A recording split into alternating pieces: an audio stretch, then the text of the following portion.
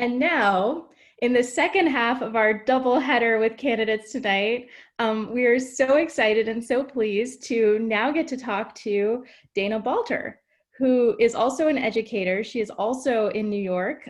She's running in New York's 24th Congressional District to unseat Republican John Katko. Dana ran in 2018 and came within 5 points of unseating him then. And now she's back with more resources and more name recognition. She's back to finish the job. And this is one of the most flippable, winnable, red to blue districts in the nation. Just a few words about Dana. She's an educator, she's a community advocate, she's a lifelong advocate for people with disabilities. And she decided to run as part of the resistance wave in 2018. She'd never run for office before.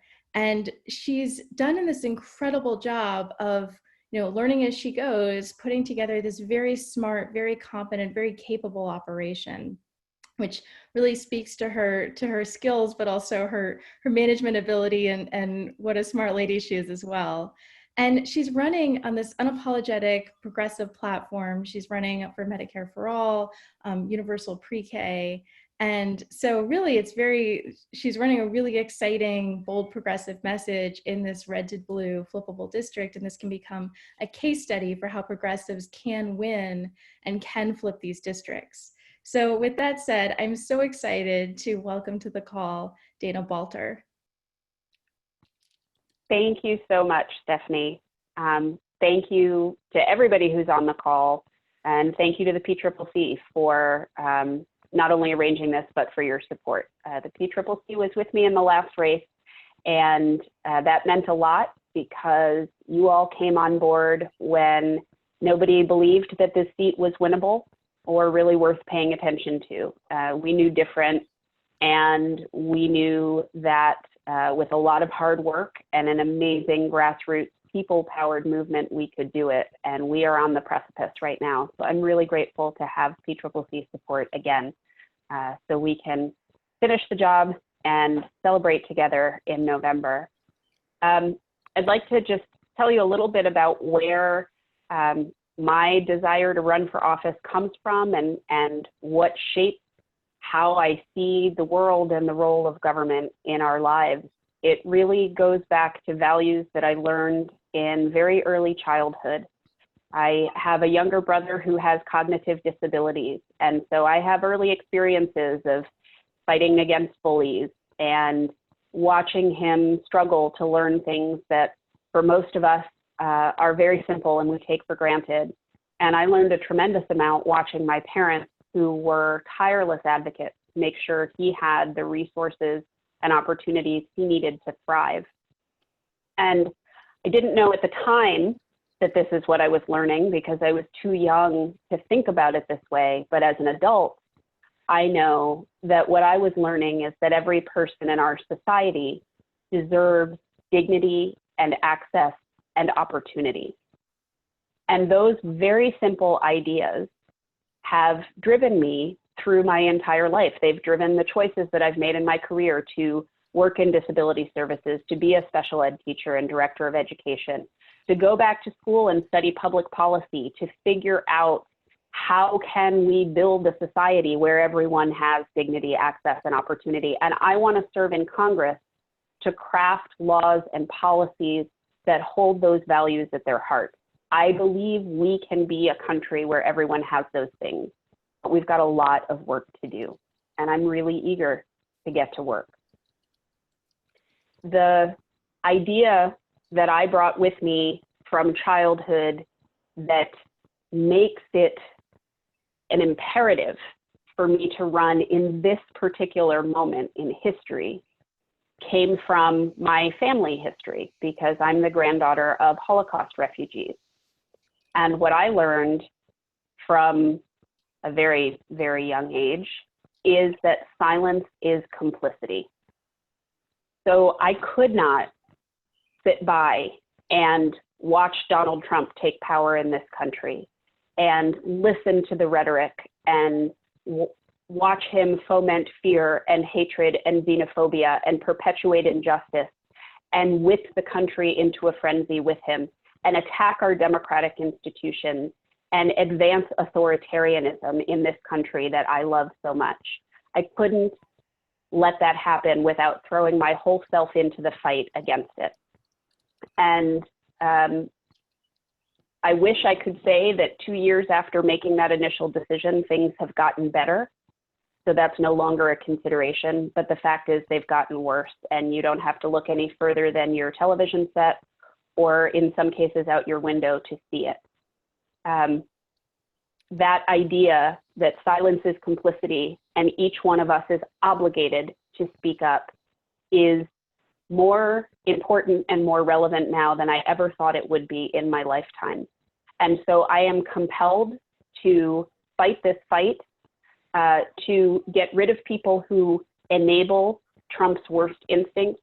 My opponent endorsed Donald Trump for 2020 and told us that we're better off as a country than we were 3 years ago. It's kind of an extraordinary statement. And I am determined to flip this seat so that we can fight for justice, and so that we can return the power. As Stephanie mentioned in her introduction, we need to put power, we need to put politics and government back in the hands of the people where it belongs. That's why we are running a people-powered grassroots campaign. We have an incredible network of volunteers and supporters all across the country. I'm thrilled to have you here on this call tonight. I hope that you will join the ranks of those volunteers and supporters. We broke fundraising records in the last cycle, raising almost $3 million, which is more than a challenger in this district ever has. And 97% of that money came in contributions under $200. That's how I believe we should be doing politics. It should be about the people. And I am very excited to move on, to carry forward, finish the job, flip the seat. And I hope that you will be able to contribute and help us do that. In this time of COVID, we have to invest in new communication tools to reach voters because we can't go door to door much as we'd love to do it. And so we have to do a lot more texting and phone banking, and we need money to invest in those programs. So anything you can give tonight will help us do that, make sure that we get our message out to voters across the district. And I'm really looking forward to your questions. Thank you so much, Dana. All right, folks, our first question is coming from Jerome Rice. Sir, Jerome, I'm going to ask you to unmute yourself, please. Jerome, hi, what's your question for Dana? Oh, I was just wondering, who do you look to for your economic policy advice? For economic policy advice, a number of places. So in my personal circle, I look to my brother, who is much better educated and equipped in the world of economics and finance than I am. I am a big fan of Michael Linden. I met him through Tax March. I find of all of the people that I have talked to and whose regular analyses and commentary I read, I find that he does a phenomenal job of translating really complex ideas into really simple language. And he is the first place I go when I'm looking for help with how to either wrap my head around an idea or how to communicate it to voters. So he's kind of the tippy top of my list. Perfect, thank you. Jerome, thank you for the question. Okay, up next we have a question from our Facebook Live, Dana, from Donna. Donna asked, if Dems took back the Senate, what legislation would you work for, Dana?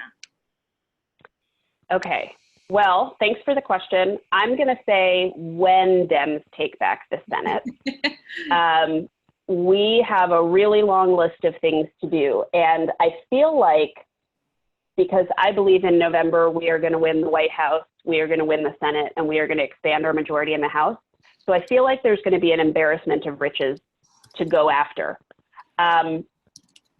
For me, my #1 legislative priority is getting big money out of politics and working on democracy reform.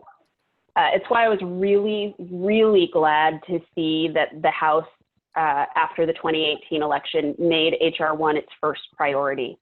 I have become more and more convinced, the more experience I have on the inside of the electoral system, that without those reforms, we are not going to make progress on any of the other things we want to do, getting universal health care, getting great environmental policy to battle the climate crisis, getting an economy that is fair for everybody and doesn't just work for the people at the top. Money in politics and other democracy reform issues with gerrymandering and voter suppression, those things stand in the way of all of that progress.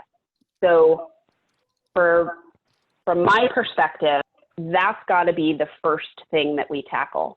But I would also say that we don't really have time to do things one at a time. Even before the COVID crisis came along, we were in a state of great urgency in this country. We have 40% of households who can't afford a $400 emergency. We have healthcare costs as the #1 contributing factor to bankruptcy in this country. These are systemic problems. Can't say the word systemic and mention systemic problems without mentioning the systemic racism that permeates every system and institution in this country. We've got to tackle those huge inequities and injustices, and we don't have time to do them one at a time. So I'm about going after all the big things at once. But again, if I had to pick the first priority, it would be fixing the system, starting with money in politics. Thank you. Thank you, Dana. Okay, up next, we have Rex Irby. Rex, I'm going to go ahead and ask you to unmute yourself, sir. And Rex, what's your question for Dana?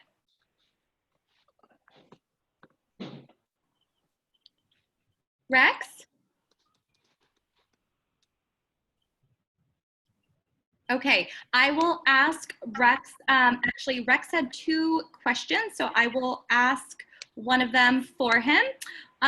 He wants to know what's your thinking on DOJ consent decrees and renewable energy? Okay, thanks for the questions, Rex. So I think I have been extraordinarily disappointed with what we've seen. That's the understatement of the year, with what we've seen out of the Department of Justice. I think that the Department of Justice right now, or at least the leadership of the Department of Justice right now, is a national disgrace. And we need the Department of Justice to play a much stronger role in oversight of law enforcement. And we all see the reasons why. The horrific murder of George Floyd is just the latest in an endless list of examples. I think that consent decrees are an important part of that. They are not the only part of that. And I really want to see us instituting some national policies and standards. We need a national use of force policy. We need to stop giving excess military equipment to police departments. No police department in this country should have a tank. We need to make sure that there is transparency in police union contracts. They should not be able to keep those contracts secret from us, the public, who are their employers. We need to make sure that citizen review boards actually have teeth and power, instead of, in many places, they're really institutions in name only. So those are the kinds of things that I want to see us do at the federal level. And there is a really important role for Congress in that, not just the Department of Justice. As to renewable energy, I think that is our economic future. That's the next wave of growth for our country. I know here in central and western New York, we are really well poised for major investments in renewable energy as a means of economic revitalization. Obviously, it's critical for us to build our capacity and infrastructure for renewable energy because of the climate crisis. We've got to get off of fossil fuels, and renewable energy is the way that we do that. So I want to see major federal investments. And it's not just about research and development and production, although those things are obviously important. We also need to modernize the grid so we can transport that energy and get it into homes and buildings. And the way that I look at that, along with a number of other climate initiatives, is that it's an opportunity for our federal government to invest money and solve multiple problems at once. We get to address the climate crisis, we get to address the need for good jobs and economic opportunities in communities that have been left behind. And I support a WPA-style program that would, in part, address our renewable energy needs. Perfect. Thank you so much. Rex just chatted me back. Great answers, very on target. So thank you. Thank you, Rex. So next we have from our Facebook Live, Suzanne asks, can you share a little bit more about your story, your life with your younger brother, and how that's impacted your plans to strengthen disability rights? Sure. Questions like this, the challenge for me is to just keep it to a couple of minutes. So Rachel, please push me along if I ramble too long. But my brother Jonathan is only a year and 10 months younger than I am. So I don't have any memories of life where he wasn't there. And in many ways, he has been a profound influence on me. When I was about 6 years old, I made a classroom in our basement so that I could teach him all the things that I saw him struggling to learn, like how to tell time and how to tie his shoes and how to do arithmetic. And I made the poor kid, go to school in the basement when he came home from school at the end of the day, which in hindsight maybe wasn't the nicest thing to do, but it was my way to try to help. And I mentioned before the experiences of watching him struggle and fight and standing by his side and fighting with him and for him. And I think that that is really the essence of what drives me. When I think about what we need to do in terms of disability policy specifically, it's based on very practical and personal experience, right? Not only with my brother, but with the clients that I served when I worked at a disability services nonprofit. And so I think we need to think really carefully about things like limits on the assets that a person with disabilities can accumulate before they jeopardize access to public benefits like Medicaid.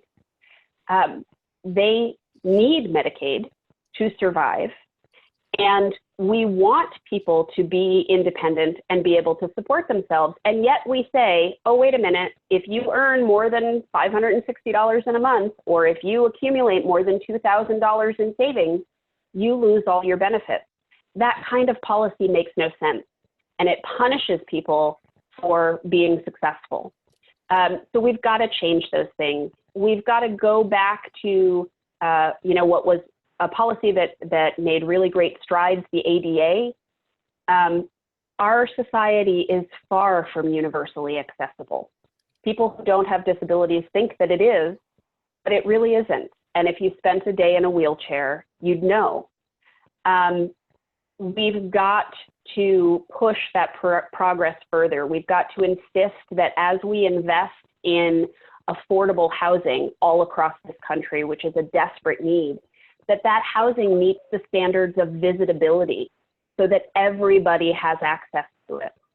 We've got to make sure that we get healthcare, full coverage, and access to care to every single person in this country, regardless of ability to pay.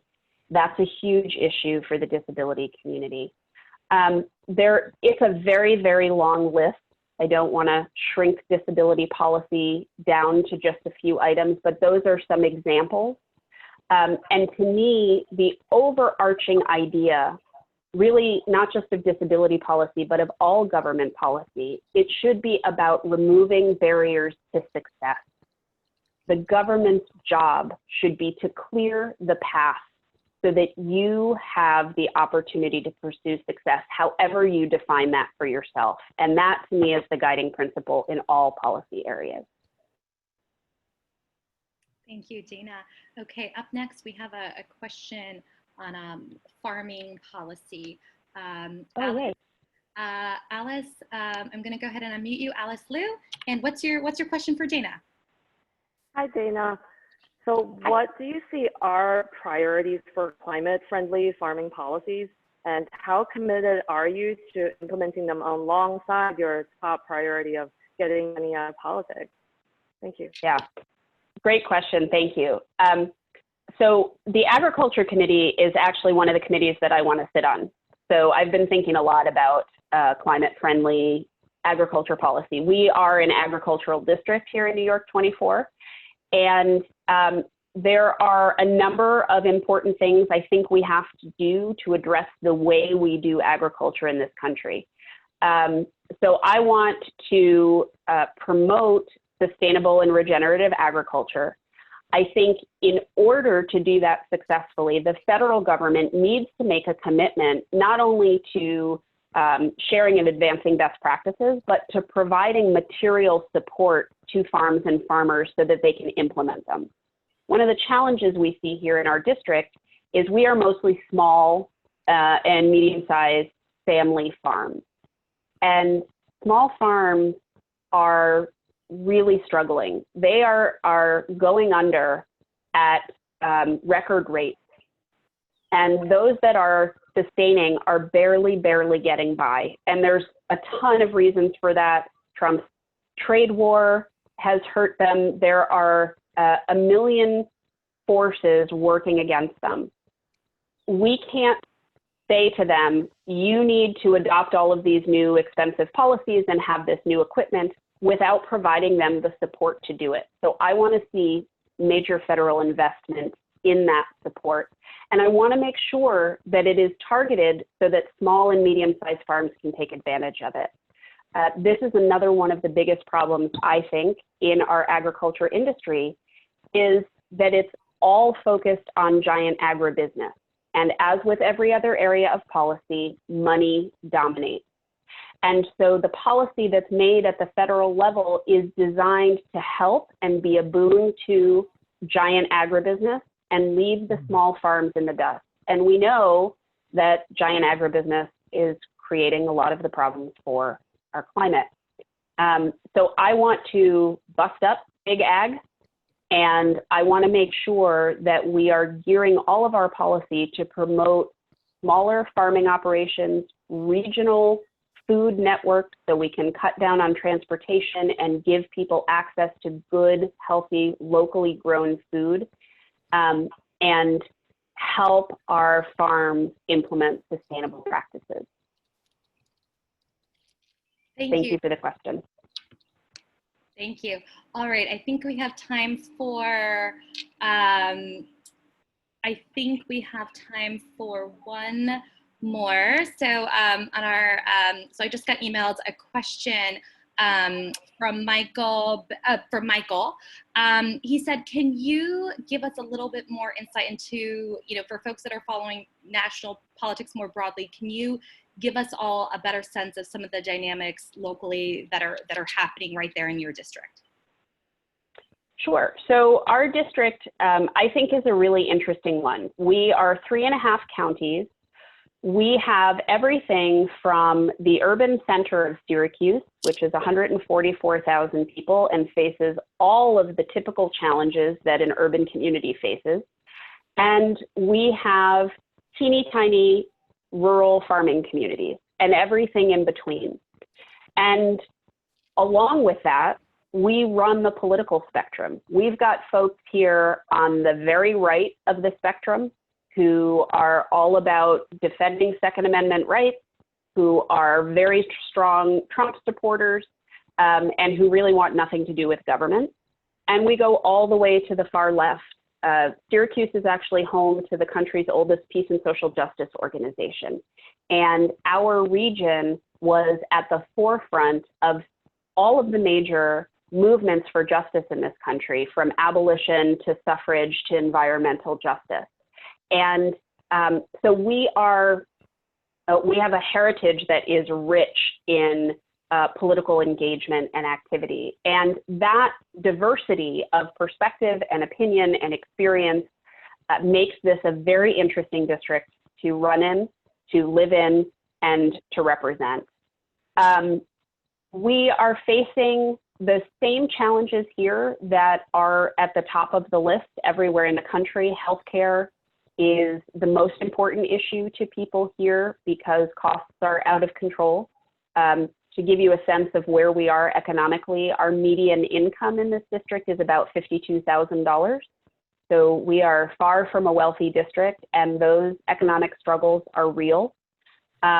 We have our unemployment rate here is higher than the national average. Our unemployment, thanks to the COVID crisis, is higher than the unemployment rate for the state of New York.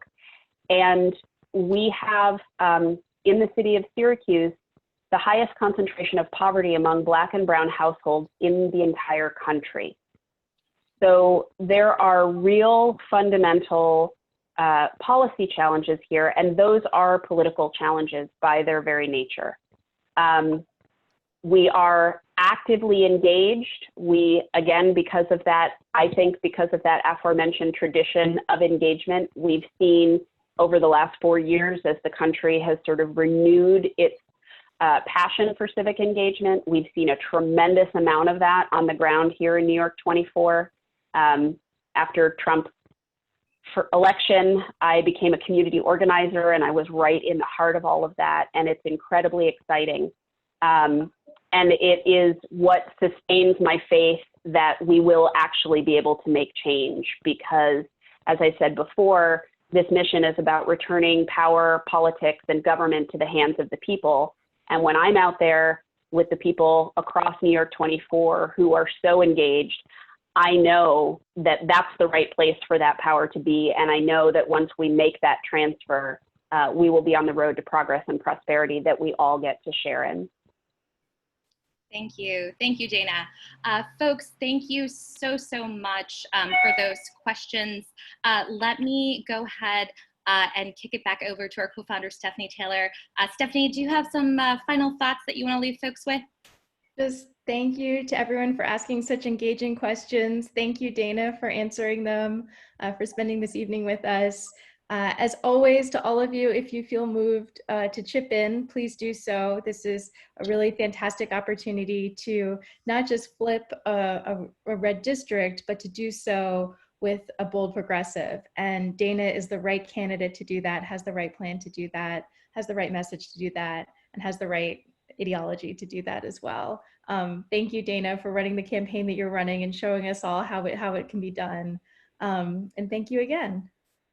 Thank you so much for having me. Thanks, everybody. Thanks, Dana. Dana, was there a few last thoughts that you wanted to just leave folks with if we have another minute here?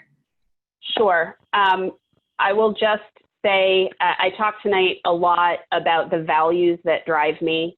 I just want to reiterate those because to me, they are at the heart of everything. It's about dignity, access, and opportunity for every single person, no matter who you are, where you come from, what you look like, how you identify.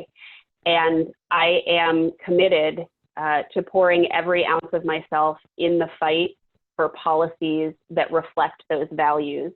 I am running to represent the people of NY-24, and my first responsibility is to them and their needs.